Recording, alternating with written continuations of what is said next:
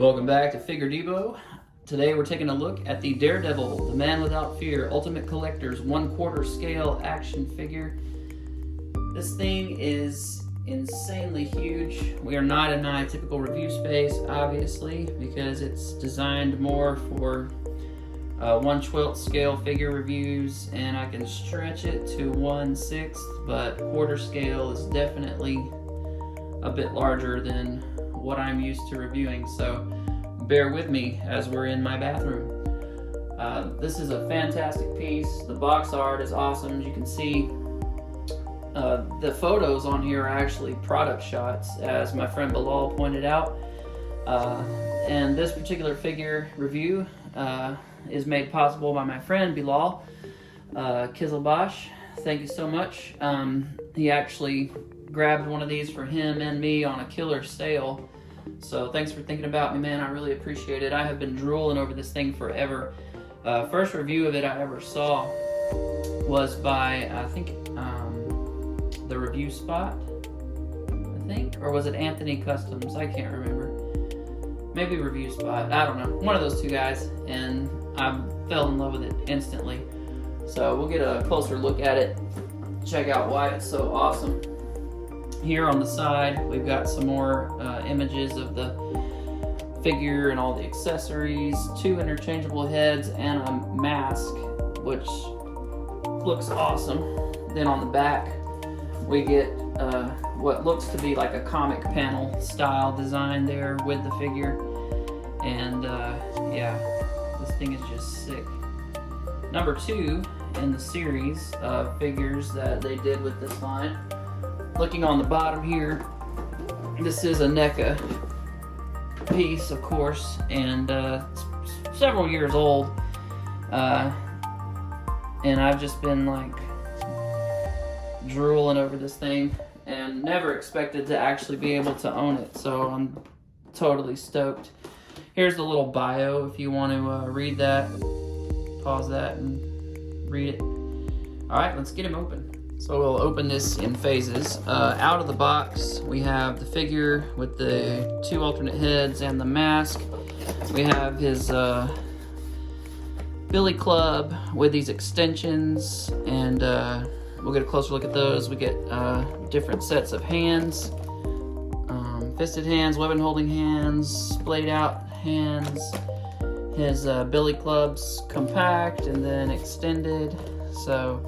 And then there's another extension here with like a grapple hook on the end. Very cool. Yeah.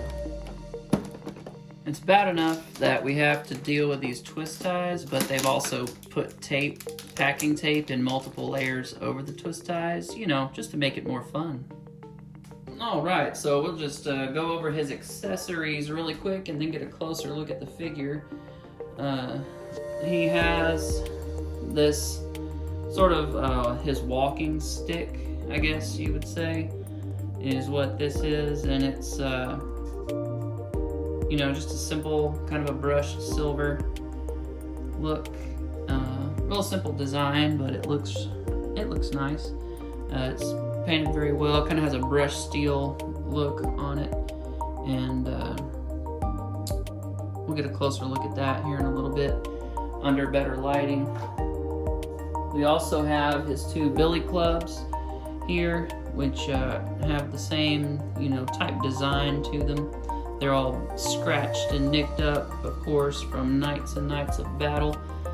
They have peg holes on the ends of them, though, and the reason for that is you can take and kind of make some nunchucks out of them.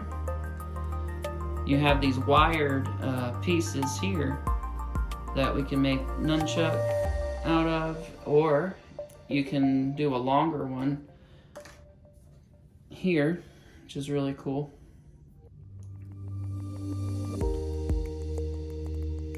For a longer version.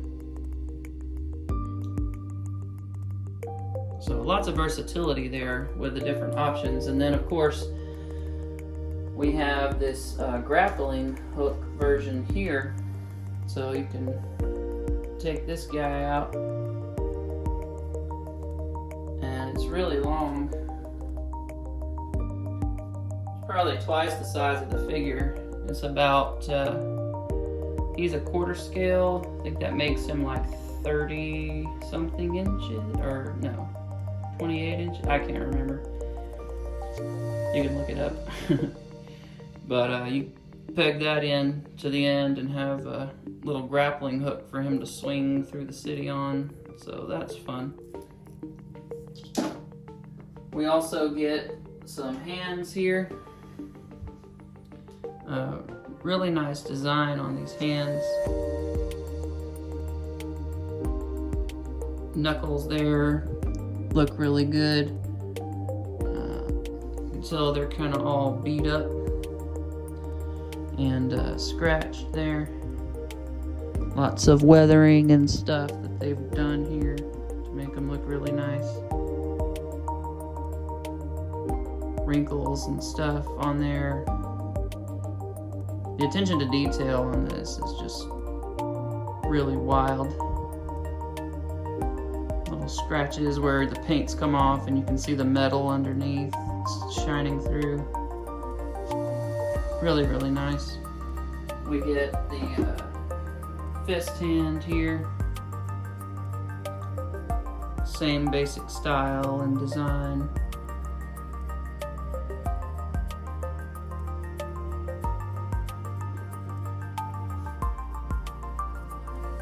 Weapon holding hand.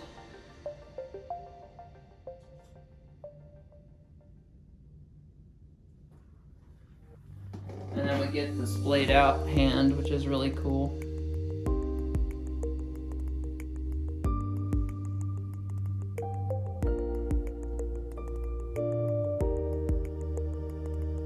Really get a good look at the detail on the gloves there. Really nice.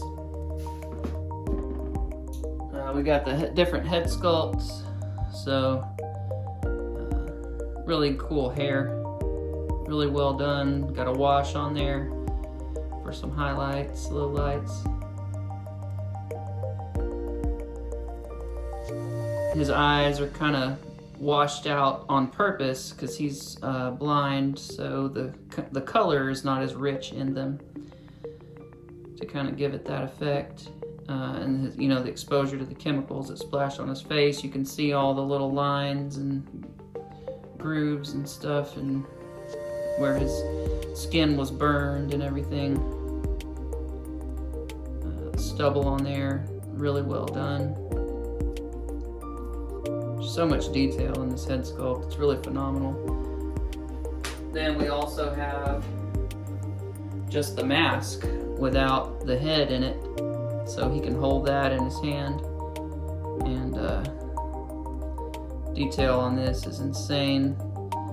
The eyes look really cool. They're kind of blacked out, and then the red lenses, and you've got all the little wrinkles and stuff on there that look really good. Very cool. Just fantastic sculpt work on here. Alright, we'll go over the articulation real quick. Head is on a, kind of like a Marvel Legends, where you have it on a ball peg, and it does have a disc hinge, so you can rock it forward or push it back. Gives him a nice range to look up and look down, look to the side.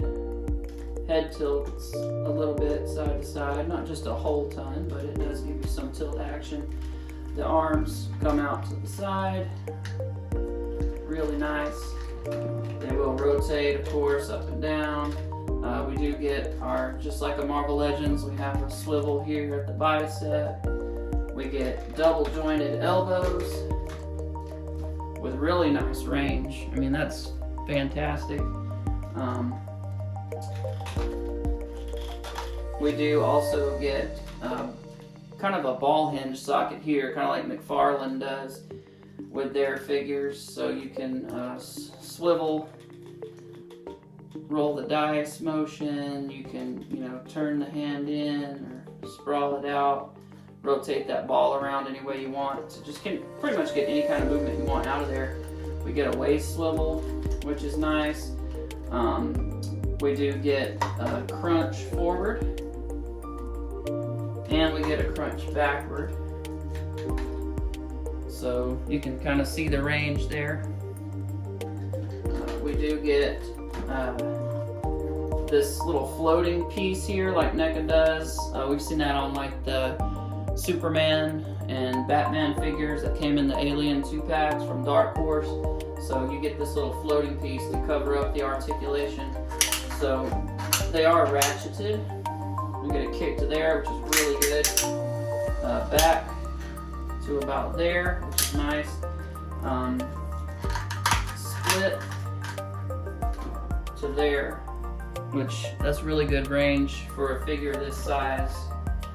You're not gonna get much better than that. And the joints are ratcheted. That's all the clicking you're hearing, so you don't have to worry about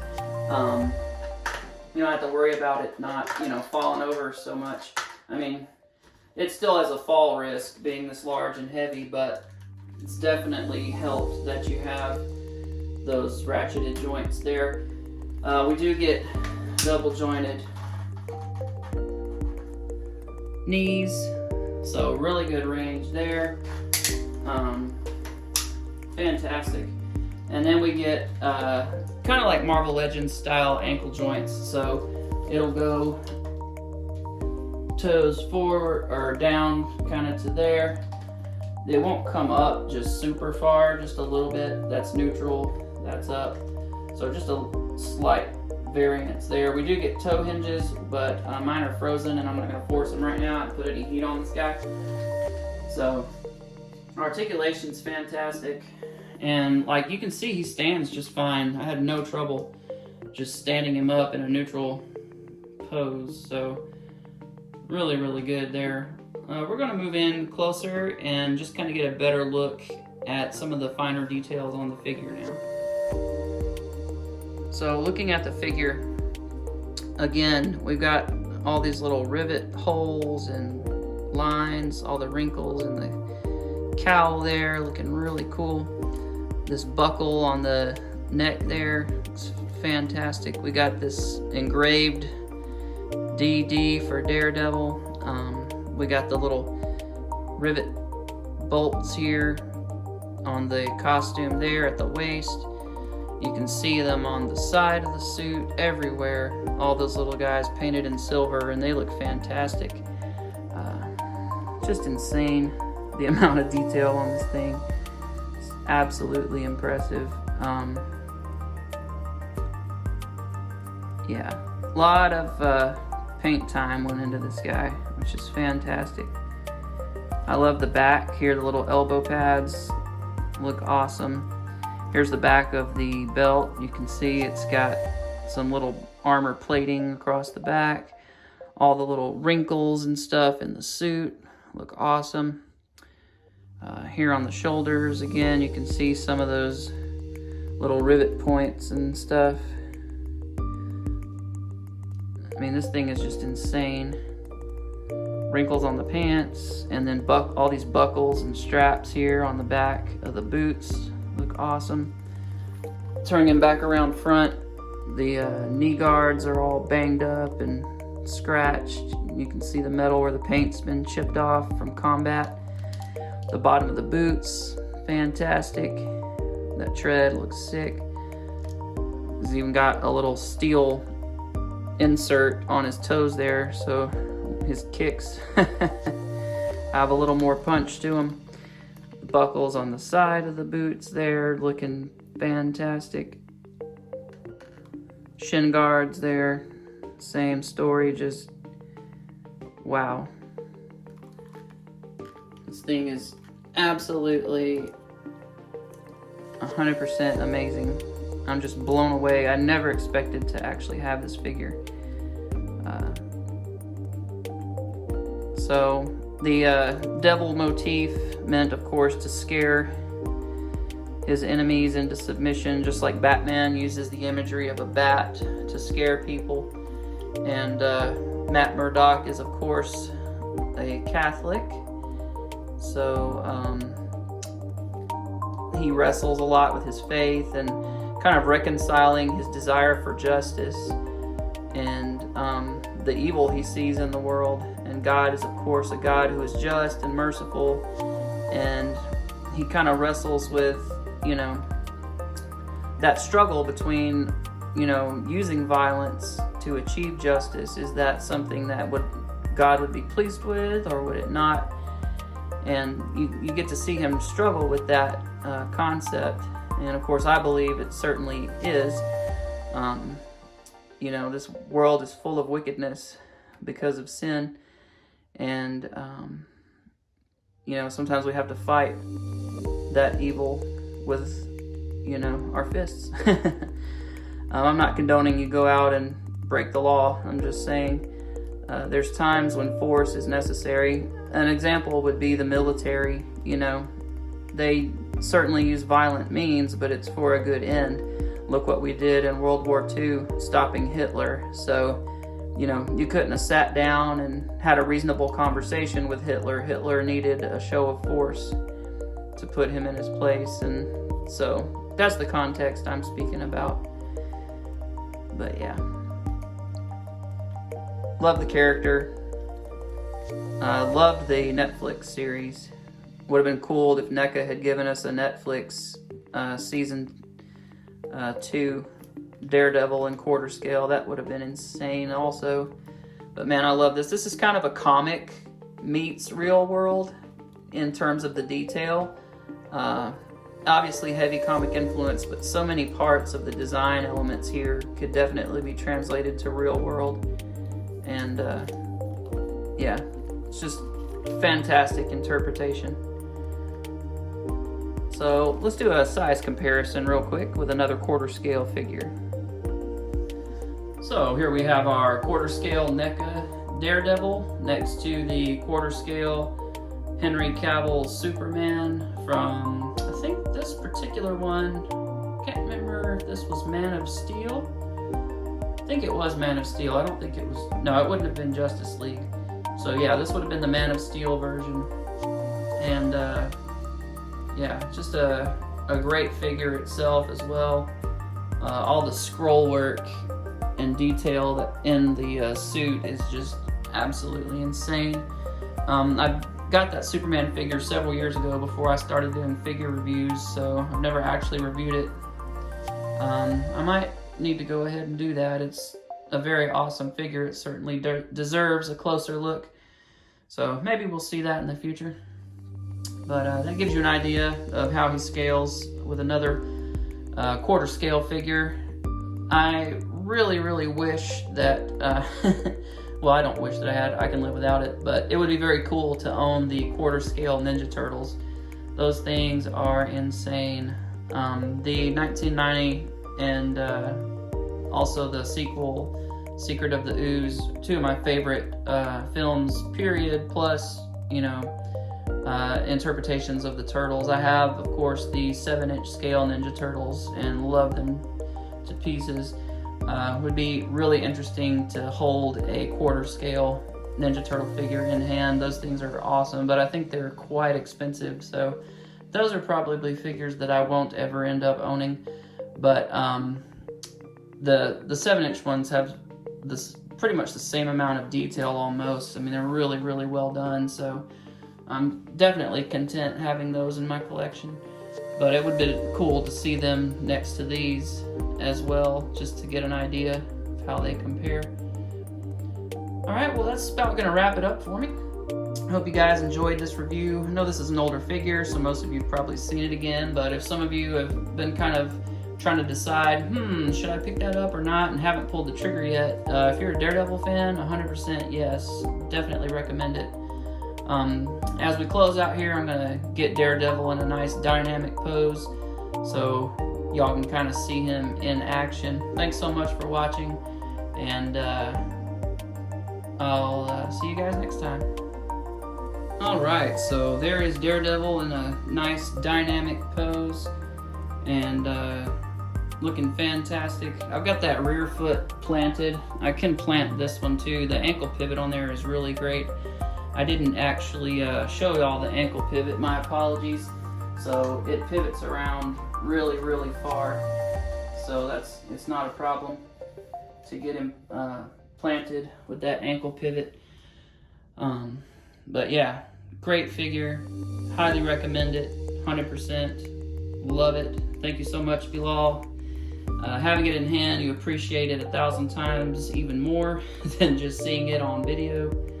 It's just absolutely insane. So anyhow, see you guys next time.